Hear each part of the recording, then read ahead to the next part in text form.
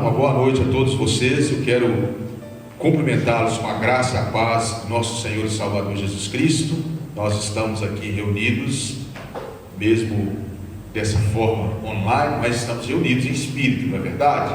Então nós estamos reunidos para mais uma noite de estudo bíblico, de quinta-feira, onde nós vamos continuar fazendo uma reflexão na carta que Paulo escreveu aos Gálatas. Então eu queria te convidar para que nós iniciássemos o nosso culto. Antes de nós lermos a palavra, nós vamos orar, agradecer ao Senhor o privilégio de estarmos nesse momento tendo a oportunidade de estudar a palavra e já com a certeza de que Ele tem algo a falar aos nossos corações, trazendo edificação, trazendo consolo, exortação, enfim, tudo aquilo que Deus se propõe a tratar conosco quando nós nos dispomos e nos colocamos na presença dEle. Então, se você puder, feche os seus olhos, vamos começar com a oração nesse momento.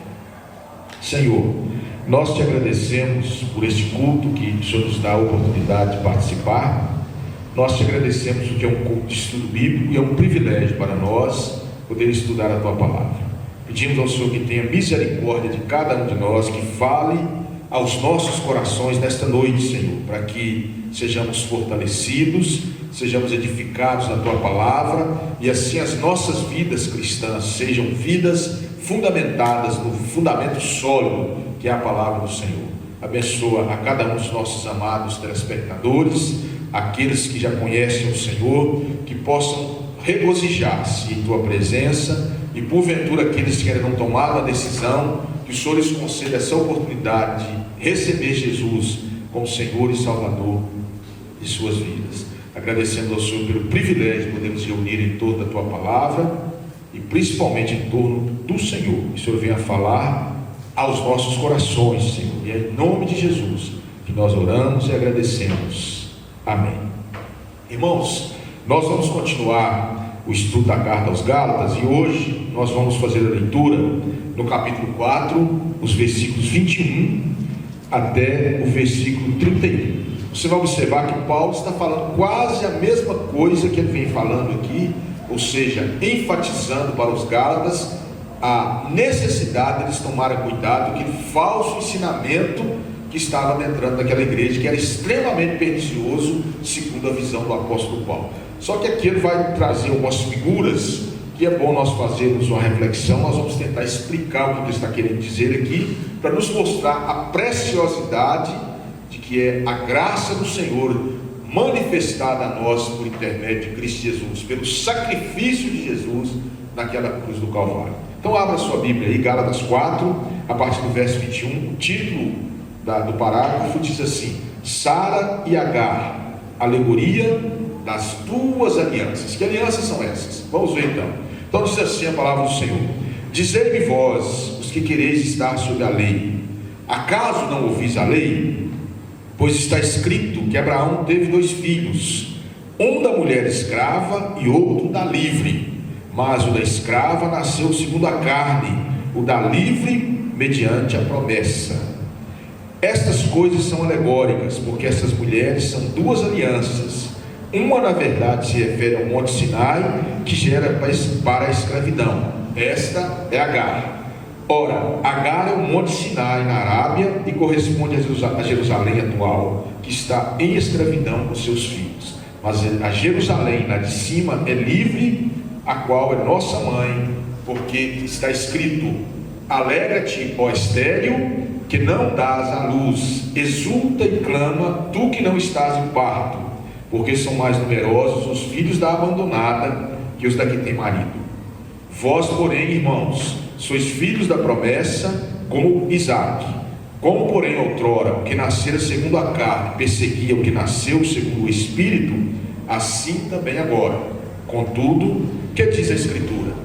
Lança fora a escrava e seu filho, porque de modo algum o filho da escrava será herdeiro com o filho da livre. E assim, irmãos, somos filhos não da escrava, e sim da livre. Que Deus abençoe a leitura da sua palavra. Você observou como que Paulo enfatiza a liberdade aqui nesse texto? E observe que ele mesmo vai dizer para nós aqui, no verso 24, ele diz assim: essas coisas são alegóricas. Alegoria é uma prática literária de usar isso a símbolos da natureza ou elementos da natureza, ou pessoas, de forma figurada, de maneira que, ao se referir àquelas pessoas, o autor não está pretendendo tratar especificamente, ou em primeiro lugar, sobre a vida ou o que aconteceu com aquelas pessoas às quais ele está se referindo, mas sim usar a experiência delas para ilustrar algo aqui no caso nosso, um princípio espiritual, que é o princípio da liberdade. Então, para a gente entender bem o que Paulo está dizendo aqui, vamos dar uma avaliada nisso, uma refletida sobre, de fato, quem são essas pessoas que Paulo está se referindo aqui. Então ele começa dizendo aqui: dizei vós que quereis estar sob a lei, acaso não ouvis a lei? Então quer dizer, ele está cobrando daquelas pessoas que queriam pregar que a vida cristã teria que ser vivida debaixo da lei de Moisés, que se cumpriu em Cristo Jesus. Paulo diz para eles: olha, vocês que acaso não ouvis a lei, vocês não sabem o que a lei diz. A lei no sentido de toda a história revelada no Antigo Testamento. Como se ele dissesse: olha, vocês querem trazer isso para cá, mas vocês sabem o que diz realmente lá? E aí ele começa a explicar. Então ele diz assim: olha, Abraão teve 2 filhos, né? Um da mulher escrava e outro da livre. Então essas mulheres de Abraão, Sara era a esposa verdadeira, livre. Agar era a serva de Sara, era escrava. Era comum no Oriente Médio, as pessoas do Oriente Antigo, até hoje ainda tem, né? As famílias mais abastadas, as senhoras tinham aquelas servas, aquelas moças, ou até de idade mais madura, que as serviam, e ali era como uma empregada, mas tinha uma intimidade, andavam com sua senhora, conhecia as necessidades da sua senhora, e algumas eram muito fiéis, não é isso? E aí Paulo começa usando a figura dessas 2 mulheres. Observe que ele remonta à vida de Abraão, porque toda a discussão dele está fundamentada na promessa que Deus fez a Abraão, fundamentada na pessoa de Isaac, que é do tipo de Cristo, conforme nós já vimos nos estudos anteriores. E aí então Paulo destaca, coloca aqui, né, que Abraão teve 2 filhos, um da escrava e outro da livre. A livre, Sara; a escrava, Agar. Mas o da escrava nasceu segundo a carne, o da livre mediante a promessa. Isso é fundamental para nós entendermos. Então ele vai dizer assim: essas coisas são alegóricas. Mas por que elas são alegóricas? Porque ele está usando o que aconteceu como alegoria. Então veja bem, vamos voltar lá no contexto da vida de Abraão. Lá em Gênesis 16, capítulo 16 de Gênesis, é o relato que aconteceu. É claro que os costumes do Oriente Antigo eram bem diferentes dos nossos, inclusive as leis eram diferentes das nossas.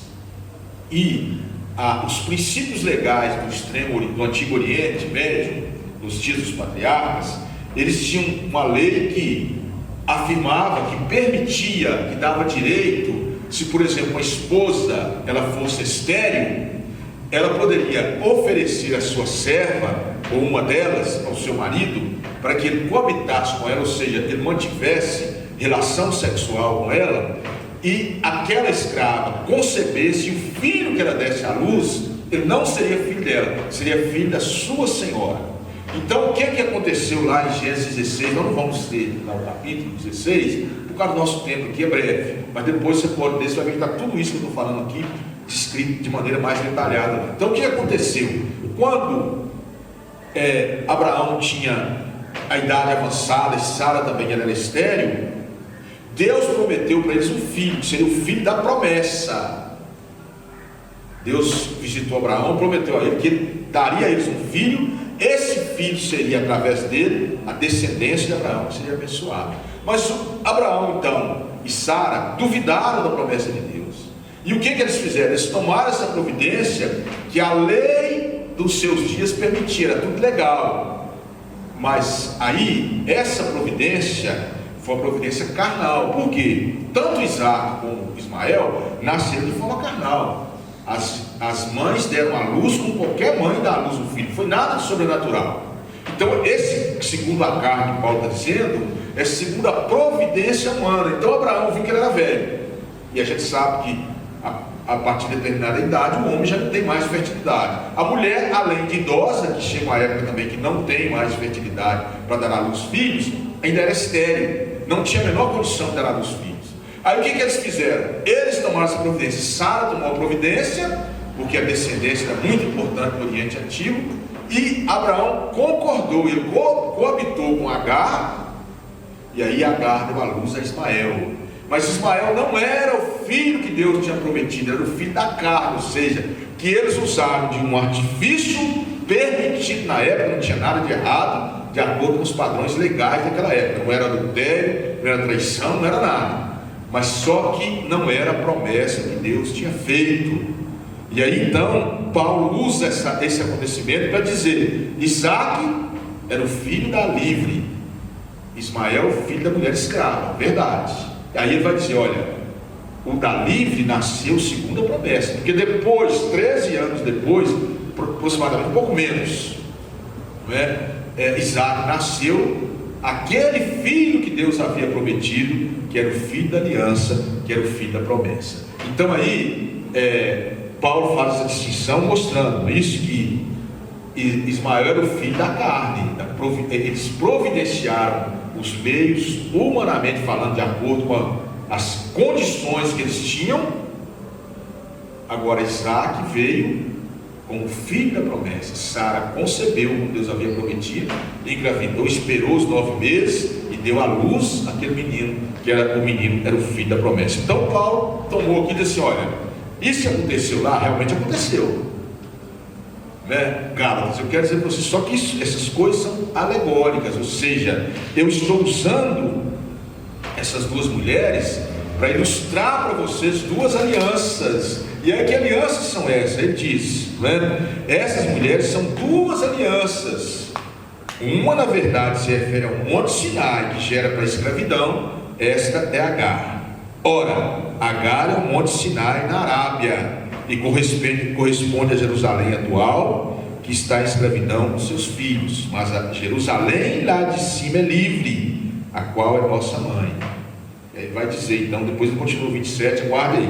Então, o primeiro se refere a Agar. Isso está dizendo: olha, Agar, aquela que deu à luz lá no passado a um filho que foi providência humana, ela representa alegoricamente, ela figura, ela simboliza o que eu quero dizer para vocês aqui, ou seja, o Monte Sinai. Era como se ele dissesse: a Agar, nesse caso aqui, eu estou usando ela de forma alegórica para simbolizar a aliança que Deus fez com o povo dele no Monte Sinai, a aliança da lei, que agora que foi cumprida por Cristo Jesus, e agora aqueles elementos que iriam reviver todos aqueles princípios da lei para os cristãos da Galácia. Ele diz: olha, é o Monte Sinai, está na Arábia, foi lá no Sinai que eles receberam a lei de Moisés, não é isso? Lá depois da saída do Êxodo, a partir do capítulo 19 de Êxodo até o capítulo 40, tudo aquilo ali que se refere aos mandamentos da lei do Senhor no Antigo Testamento. E aí diz assim: e corresponde a Jerusalém atual, que está em escravidão com seus filhos, ou seja, o povo judeu ainda estava sob a lei, porque eles rejeitaram o Messias, que era Jesus Cristo.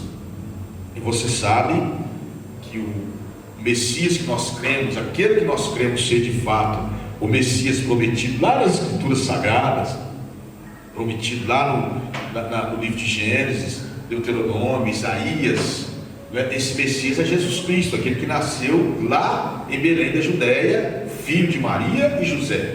Mas os judeus não aceitam. A convicção dos judeus é de que o Messias ainda virá.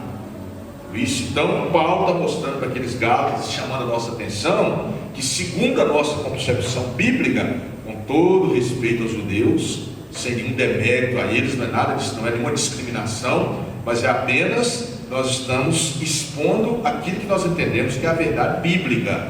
Os judeus, por exemplo, afirmam categoricamente que eles não aceitam isso que está registrado aqui no Novo Testamento, mas nós cremos que isso aqui é a palavra de Deus inspirada. Então Paulo está dizendo que esses que estão naquela Jerusalém, a Jerusalém dos dias de Paulo e até nos nossos dias, não é a Jerusalém que está sob escravidão, seus filhos. Ou seja, escravidão de quê? De um povo inimigo? Não, escravidão da lei de Moisés, porque a lei traz a escravidão, traz o peso, traz o jugo de dizer para o homem que ele é pecador. E aí Paulo então faz um contraste. Ele diz assim: mas a Jerusalém lá de cima é livre, a qual é nossa mãe, porque está escrito. Então você observou como que ele veio relacionando? Primeiro aí Agar, lá com Abraão, depois Agar estaria figurando aí, corresponderia a Jerusalém, ao Monte Sinai, onde eles receberam a lei de Moisés, e aí também corresponderia também a Jerusalém dos dias de Paulo, a Jerusalém terrestre, a Jerusalém que está lá em Israel, porque eles ainda estão sob a lei de Moisés, ainda praticam os cerimoniais da lei, e Paulo está dizendo, olha, esse aí está em escravidão, a Jerusalém atual está em escravidão com seus filhos. Mas aí ele volta para nós agora, amados, ele diz, mas a Jerusalém lá de cima é livre, a qual é nossa mãe, ou seja, a nova Jerusalém. E aí ele diz, porque está escrito. Aí ele volta. Se você pegar a sua Bíblia, aqui por exemplo, eu tenho aqui a minha Bíblia, a Bíblia de Genebra, que é uma Bíblia anotada, existem muitas outras Bíblias muito boas também, com anotações, e geralmente as Bíblias têm no rodapé uma chave bíblica, nos mostrando alguns versículos que correspondem ao texto que nós estamos lendo, que estão em outro livro da Bíblia, e que nos ajuda a compreender aí o significado da mensagem bíblica. Então aqui no versículo 27 desse capítulo 4 da carta aos Gálatas, se você tiver uma Bíblia com essas anotações, você vai ver que é uma chamada para o capítulo 54, versículo 1 do profeta Isaías. Quando Isaías está profetizando sobre o verdadeiro povo, ele diz então, alegra-te, ó estéril, que não dás a luz, exulta-te e clama, tu que não estás de parto, porque são mais numerosos os filhos da abandonada do que os que da têm, abandonada, que os da que tem marido. Então ele faz uma referência àquela mulher que era estéril, e que aí ela iria dar à luz, não é isso? E aí os filhos dela seriam numerosos. Aí ele diz assim, vós porém, irmãos, sois filhos da promessa, como Isaac. Observaram? Então quer dizer, ele mostrou para nós, e nós vemos que se cumpriu ao longo da história, e que se cumpre até hoje. Ele fala assim, alegra-te, ó estéril, que não dás à luz, exulta e clama, tu que não estás em parto, porque são mais numerosos os filhos da abandonada que os da que tem marido. Ou seja, os descendentes de Ismael foram e são muito maiores do que os descendentes de Isaac. A gente sabe, historicamente confirmado, que os descendentes de Ismael hoje são os povos árabes, e os descendentes de Isaac é o povo judeu. Então, a descendência de Ismael, daquela que foi abandonada, é muito maior. Mas aí então, quando Paulo coloca isso aqui, aí ele vira para nós 28 e diz assim, vós porém, irmãos, sois filhos da promessa, como Isaac. Como porém outrora o que nascera segundo a carne perseguiu o que nasceu segundo o Espírito, assim também agora. Contudo, o que diz a Escritura, lança fora a escrava e seu filho, porque de modo algum o filho da escrava será herdeiro com o filho da livre. E assim, irmãos, somos filhos não da escrava, e sim da livre.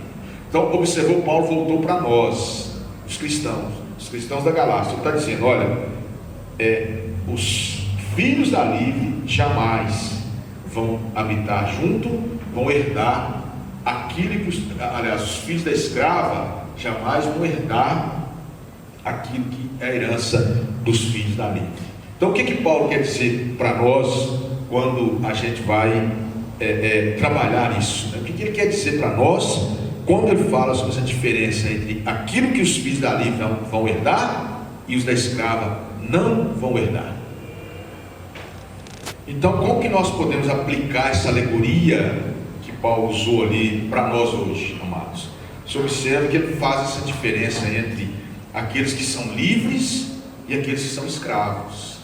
Quer dizer, nós sabemos claramente que Paulo não está se referindo aqui a um regime de escravidão humano, não é verdade? Ou seja, alguém que, um povo poderoso que escravizou outro povo e está fazendo aquelas pessoas servirem de forma escrava. Ele está falando sobre a escravidão, sobre o jugo do pecado e a liberdade sob a graça de Jesus Cristo. Então Paulo mostrou para os cristãos da Galácia ali que uma das formas de um ser humano estar debaixo de jugo era exatamente seguindo os ensinamentos da lei de Moisés. Mas em Cristo Jesus o ser humano está livre e agora ele vive debaixo da graça do Senhor, dispensada a nós, manifestada a nós por intermédio de Cristo. Então, se nós aplicarmos isso para nós, quer dizer que nós vimos a explicação que Paulo deu. Ele usou essa alegoria naquele contexto que os gálatas estavam enfrentando. Então, se nós ampliarmos isso, tomando posse dessa metodologia da alegoria para as nossas vidas, nós vamos observar que nós também temos essa luta. Ou seja, existem aqueles que são livres, que são representados aí pelos filhos da livre, e aqueles que são escravos, representados aí por aquela que é a escrava, isso que era Agar, usando essa alegoria. E quem são esses? Então nós sabemos claramente pelas escrituras que o pecado trouxe o jugo da servidão sobre o homem. O pecado trouxe a morte. O pecado trouxe destruição, trouxe separação de Deus e cerceou a nossa liberdade. Embora o ser humano continue sendo ser humano, continue a imagem, a semelhança de Deus, mas ele perdeu essa liberdade, espiritualmente falando, claro, que vai refletir também nos outros aspectos da vida, não é isso? Porque essa escravidão espiritual nos faz com que a gente viva subjugado também em outras áreas da vida. Então, esses escravos são aqueles que estão sob o jugo do pecado, ou seja, aqueles que não têm Jesus como Senhor e Salvador. Ou seja, era exatamente isso que estava acontecendo com aqueles elementos da igreja da Galácia. Eles estavam negando a Cristo e querendo seguir a outros ensinamentos, como muitos têm seguido ao longo da história e segue até hoje ensinamentos que não proclamam Cristo. Agora, os da livre, ou melhor, os que são livres, são aqueles que creem em Jesus como Senhor e Salvador. Então observa como que Paulo prega a salvação em Cristo de uma maneira alegórica, usando os elementos históricos da sua época, mas que traz uma lição preciosíssima para nós, que nós não podemos esquecer. Então eu digo para você que está nos assistindo nesta hora, se você conhece Jesus como Senhor e Salvador da sua vida, você é alguém livre. Você experimentou a liberdade espiritual. Hoje você é livre, mesmo diante das lutas, apesar das dificuldades, dos desafios da vida, mas você é livre espiritualmente falando. Agora, você que porventura, eu quero falar direto para você, a gente costuma dizer aquelas pessoas, mas eu digo para você que está sintonizado conosco, mas se você não conhece o Senhor Jesus como Senhor e Salvador da sua vida, a Bíblia deixa claro que você está nessa condição de filhos da escrava, alegoricamente falando. O que quer dizer isso? Você está escravizado pelo pecado. É esse o diagnóstico que a Bíblia faz, o diagnóstico espiritual que a Bíblia faz de cada um de nós. Então pense nisso. Paulo usou aqui a figura dessas duas mulheres do passado que tiveram uma influência muito grande aí na história de Israel, fizeram parte da história de Abraão, que foi o patriarca, o pai de todos aqueles que creem. Agar foi a mãe daqueles príncipes que, foi a mãe de Ismael. Ismael foi o pai daqueles 12 príncipes que deram origem aos povos árabes, que tem uma grande importância na sociedade mundial, sempre tiveram. Então tem esse papel na humanidade, mas ela representa aquela que era escrava, que foi abandonada, cujo filho não era o filho da promessa. E hoje, ao aplicarmos isso para nós vemos claramente que a lição que nós temos que aprender é que aqueles que estão debaixo do pecado são escravos, são como se fossem os filhos da escrava, mas aqueles que estão livres, como ele diz aqui, vós porém, irmãos, sois filhos da promessa como Isaac. E aí o verso 38 completa: e assim somos filhos não da escrava, e sim da livre. Então você que tem Jesus como Senhor e Salvador da sua vida, você é livre espiritualmente. Por isso que Paulo diz: se o Filho vos libertar, verdadeiramente sereis livres. Aliás, Paulo não, mas João que diz isso, não é verdade? Então nós temos essa promessa das Escrituras: Jesus nos libertou, e agora nós somos filhos não da escrava, e sim da livre. Então veja bem, no contexto dos Gálatas, Paulo ilustrou o caminho da escravidão com a figura de Agar. Quem sabe na sua vida hoje o caminho da escravidão espiritual seja outra realidade, outra situação, mas continua sendo e mantendo a você distante de Jesus. Então é hora de você voltar. Abra o seu coração, receba Jesus como Senhor e Salvador da sua vida. Quem sabe você também estaria conosco, já participou da igreja do Senhor, já foi abençoado, já abençoou vidas, mas um dia se perdeu durante o caminho. É a hora de voltar. Jesus está te chamando. Os dias estão maus, os dias estão se abreviando, e é hora da gente aproveitar, não deixar para amanhã. Então toma uma decisão, reconcilie-se com Jesus, volte nos caminhos do Senhor, porque aqueles que estão em Cristo é que são os filhos da promessa, conforme Isaac. Aqueles que estão em Cristo é que são os filhos da livre e não da escrava. Esta é a mensagem que a palavra do Senhor traz aqui para nós nessa noite, e que o Senhor possa te abençoar ricamente, que você possa pensar nessa necessidade, nessa realidade espiritual na qual nós estamos inseridos. Sem Jesus é escravidão, com Jesus é liberdade, e Deus quer te libertar nessa noite, que você possa pensar nisso, possa fazer uma reflexão diante desse estudo da palavra do Senhor, dessa meditação, e tomar uma decisão certa de acordo com a vontade do Senhor. Então feche os seus olhos, se você puder, nesta hora. Vamos orar, vamos agradecer ao Senhor.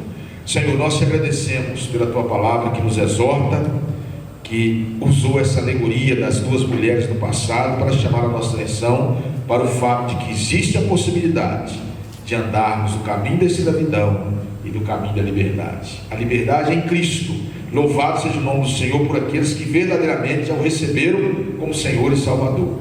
Mas se há alguém que está sintonizado conosco nesta noite, que ainda não tomou uma decisão, não entregou o seu coração para Cristo Jesus, que o Senhor lhe conceda essa oportunidade agora de recebê-lo como Senhor e Salvador de sua vida e tornar-se um filho da livre, um filho da promessa, como foi Isaac.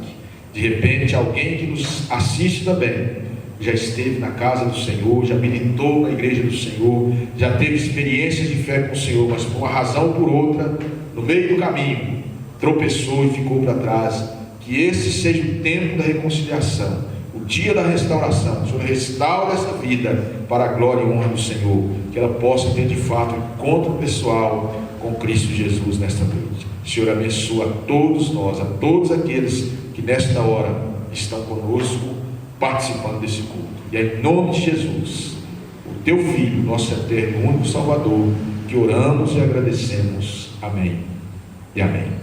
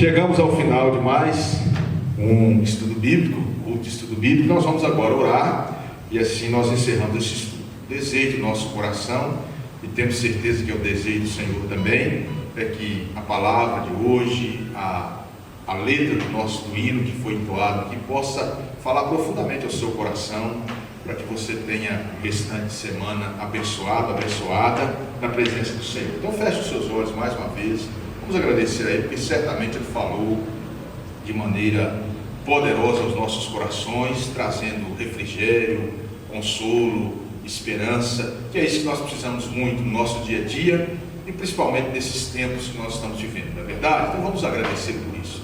Senhor, nós te agradecemos por esse cuidado do Senhor conosco, em providenciar meios para que mesmo em circunstâncias adversas como as que nós estamos vivendo, nós continuamos sendo alimentados pela Tua Palavra, sendo consolados, ó Deus, pela música do povo do Senhor, pela proclamação do povo do Senhor, e sabemos e percebemos, Senhor, que essa esperança bendita vai sendo a cada dia sendo implantada em nossos corações com mais intensidade. Pedimos ao Senhor que tenha misericórdia de cada um de nós nesses tempos que nós estamos vivendo, de muita incerteza, de muitos dramas familiares, pessoais, mas que o Senhor tenha misericórdia de nós, para que a nossa fé nunca venha a se abalar, mas que cada um de nós possa confiar plenamente no Senhor, e seja o que for que nós tivermos que enfrentar, a gente esteja de fato descansando, ó Deus, na presença do Senhor, na certeza da Tua soberania, do Teu controle sobre tudo, e que continuemos nos alegrando na presença do Senhor e vivendo para a glória do Senhor. Abençoa a cada um dos Teus filhos que tem se dedicado na preparação destes cultos. Abençoa também aos nossos amados que estão sempre sintonizados conosco. Sabemos que estão prestando a Ti um culto verdadeiro, e que o Senhor possa edificar cada coração, fortalecendo-nos na presença do Senhor. E é no nome de Jesus, nosso eterno e único Salvador, em quem oramos e agradecemos. Amém. Amém. Deus abençoe a todos. Tenha um restante de semana abençoado e abençoador na presença do Senhor, em nome de Jesus. Amém.